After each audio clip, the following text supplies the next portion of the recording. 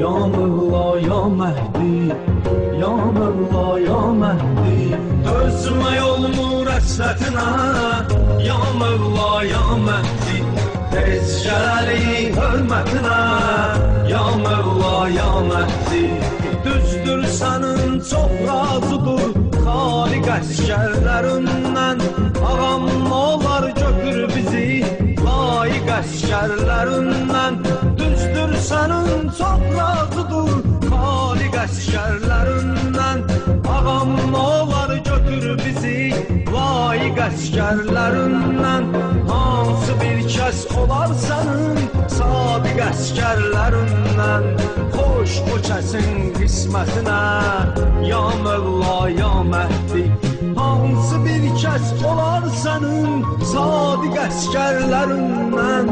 Xoş o kəsin qismətinə, ya Mevla ya Mehdi. Ya Mevla ya Mehdi, ya Mevla ya Mehdi. Dözmə yolumu rəslətinə, ya Mevla ya Mehdi. Tez gələli hörmətinə, ya Mevla ya Mehdi. Dözmə yolumu rəslətinə, ya Mevla ya Mehdi. Tez gələli hörmətinə, ya Mevla ya Mehdi. Biz Əli aşiqləriyük, şiyələr aşinamızdır. Həsən bizim ağamızdır, Hüseyn bizim ağamızdır. Biz bir eşqin xəstəsiyük, heç gəlməyin şəfamızdır. Yetsin hər kəs hacətinə, ya Mevla ya Mehdi.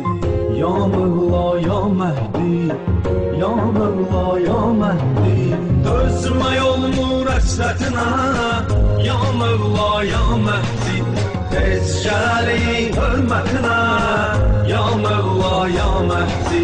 Dözmə yolumu rəslətinə, ya Mevla ya Mehdi. Tez gələli hörmətinə, ya Mevla ya Mehdi. Yalnız sənsən çarə edən məhdumların imdadına. Ağam sənə ant verirəm Əhl-i Beytin pak adına. Yalnız sənsən çarə edən məhdumların imdadına. Ağam sənə ant verirəm Əhl-i Beytin pak adına. Gəl yetiş həsrət çəkən aşiqlərin fəryadına.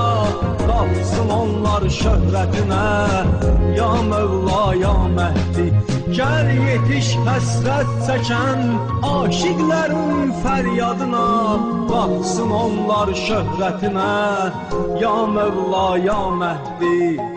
Ya Mevla ya Mehdi, ya Mevla ya Mehdi. Dözmə yolumu rəslətinə, ya Mevla ya Mehdi.